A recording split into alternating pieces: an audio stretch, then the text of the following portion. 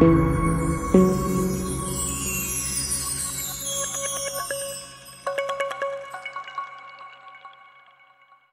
چھوٹی سی بچی تھی۔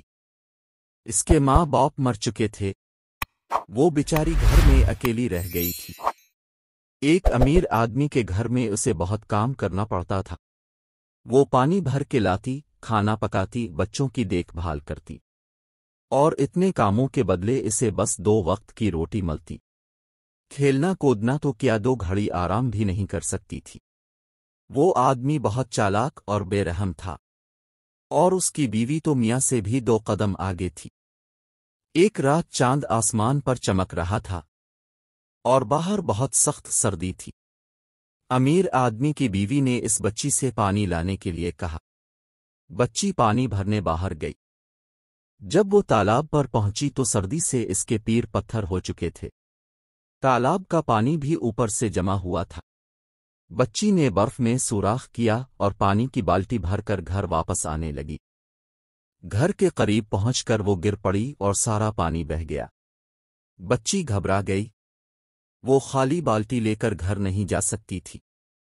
وہ دروازے پر کھڑی خوف سے کانپ رہی تھی۔ آسمان پر چمکتا ہوا چاند ہنس رہا تھا۔ بچی نے چاند سے کہا، چند اماں، دیکھو تو میں کتنی دکھی ہوں۔ میری مدد کرو، مجھے ان ظالموں سے بچاؤ۔ یہ تو مجھے مار ڈالیں گے۔ چاند اس کی فریاد سن کر زمین پر اتر آیا۔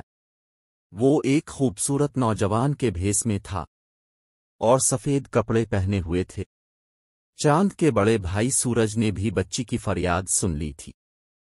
وہ بھی آدمی کی شکل میں سنہرے رنگ کے کپڑے پہنے زمین پر اتر آیا۔ سورج نے چاند سے کہا، میں اس دکھی لڑکی کو لینے آیا ہوں، اسے مجھے دے دو کہ میں تم سے بڑا ہوں۔ چاند نے کہا، یہ ٹھیک ہے کہ تم بڑے ہو سورج بھائی، لیکن اس وقت رات ہے اور میں رات کا بادشاہ ہوں۔ اس بچی نے مجھ سے مدد مانگی ہے، اس لیے میں اسے اپنے ساتھ لے کر جاؤں گا۔